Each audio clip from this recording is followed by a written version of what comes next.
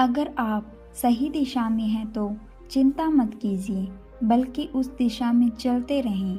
ऐसा करने से अवश्य ही आप अपने लक्ष्य को प्राप्त कर लेंगे। मनुष्य कितना ही गोरा क्यों ना हो, परंतु उसकी परछाई हमेशा काली होती है। इसलिए यह अहंकार मत कीजिए कि सिर्फ मैं ही श्रेष्ठ हूँ। जब आपका अंधविश्वास आपकी शिक्षा पर हावी होने लगे तो समझ लीजिए आप मानसिक गुलाम बन रहे हैं। अगर आप उन चीज़ों की कदर नहीं करते जो आपके पास हैं, तो फिर आपको खुशी कभी नहीं मिलेगी।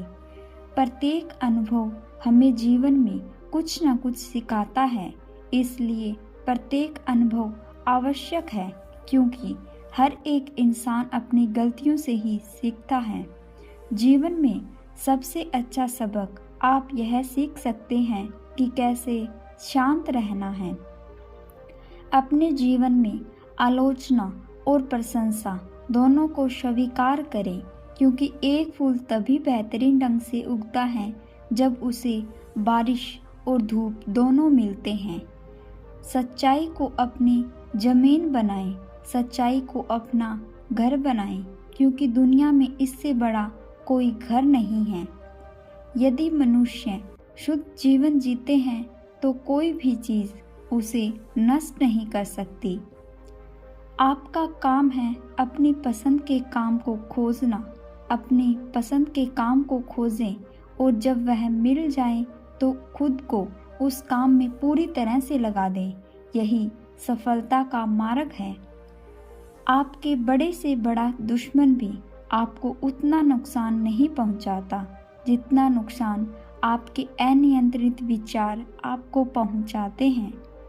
जब किसी के संगत से आपके विचार शुद्ध होने लगे तो आप समझ लीजिएगा कि वह कोई साधारण व्यक्ति नहीं है। पेट में गया हुआ विष केवल एक मनुष्य को मारता है, परंतु कान में गया हुआ विष कई संबंधों को मार देता है। परमेश्वर प्रत्येक जीव के हृदय में स्थित है, केवल तुम्हें उन्हें पहचानने की आवश्यकता है।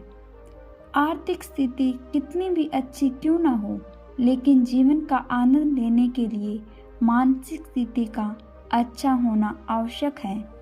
महात्मा बुद्ध कहते हैं कि क्रोध को प्यार से, स्वार्थ को उदारता से, बुराई को अच्छाई से और छोटे व्यक्ति को सच्चाई से जीता जा सकता है। एक जलते हुए दीपक से हजारों दीपक रोशन किया जा सकता है, फिर भी उस दीपक की रोशनी कम नहीं होती। ठीक उसी प्रकार खुशियाँ बांटने से बढ़ती है, न कि कम होती हैं। हमारी इच्छाएं हमारे सभी दुखों का कारण है, इसलिए अगर इच्छाओं को मार दिया जाए तो सभी दुखों का अंत हो जाएगा। जीवन में धैर्य अत्यंत महत्वपूर्ण है, क्योंकि यह बात हमेशा याद रखिए कि बूंद बूंद पानी से ही घड़ा भरता है।